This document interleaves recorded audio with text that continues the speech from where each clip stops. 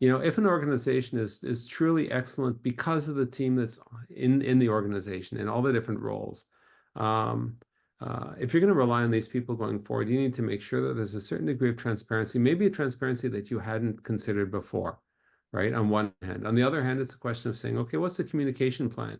If, for example, an organization has got to make a staff cut, okay, X percentage of the people we're no longer going to have here. It's just as important to make sure that the people who are remaining understand truly that there was no other choice, that we had to do that in order to make sure that we're strong, that those who remain, are actually quite important.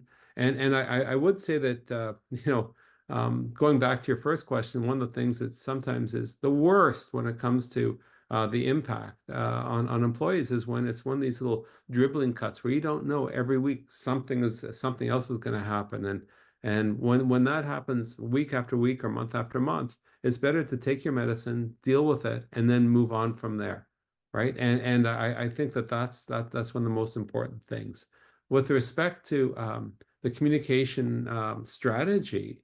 The communication strategy is not, well, let's just send an email to everybody. We can do a little bit better. We've got Zoom or Teams nowadays. Thank you.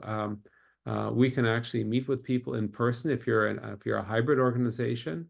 You can bring people into the decision-making process. One client a number of years ago had a terrible, terrible time.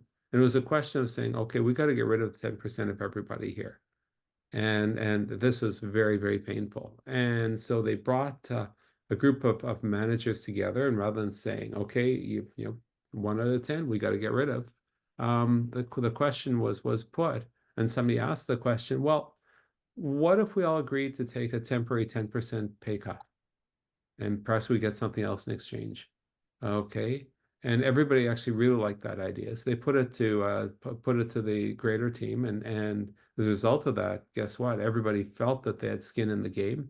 Everyone felt that the team was more important, and doing something temporary of this nature worked. And then when times turned around, everyone went back to the percentage. I've seen this in several organizations, for profit and not for profit.